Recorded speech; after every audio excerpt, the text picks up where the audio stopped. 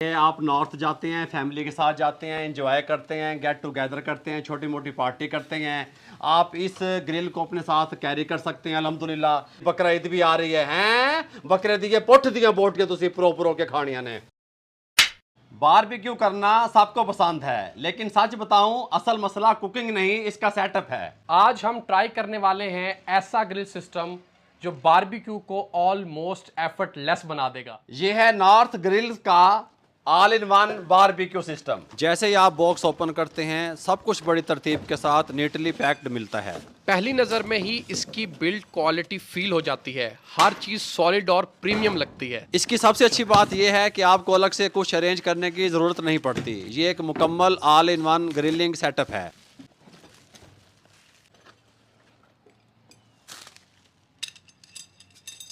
اور آنیسٹلی اس کو set up کرنا حیران کن حد تک آسان ہے.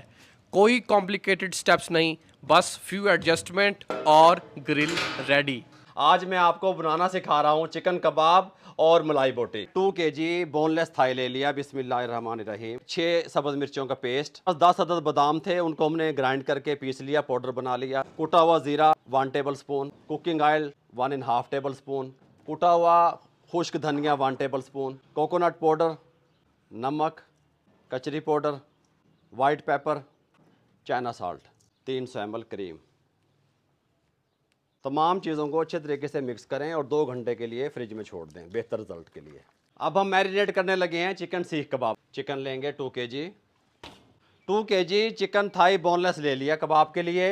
2 عدد پیاز، لہسن، خشک دھنیا، گرم مسالہ، زیرہ، چائنا سالٹ، نمک، گرین چلی کا پیسٹ، کوٹی ہوئی مرچ، یلو فوڈ کلر.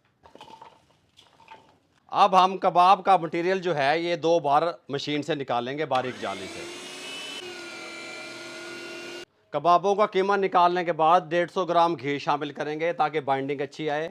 بسم اللہ الرحمن الرحیم. اور 3 سے 4 منٹ اچھے طریقے سے اس کو مکس کرتے ہوئے ہتھیلی ماریں گے، رگڑیں گے.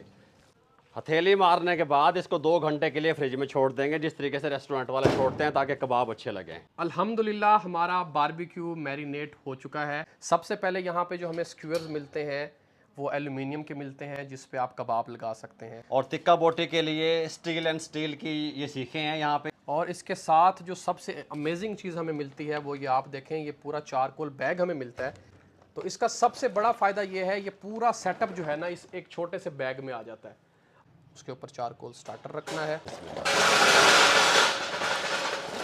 اس کے ساتھ ایک ٹونگ بھی ملتا ہے اس طریقے سے جس سے آپ اس کو سیٹ کر سکتے ہیں.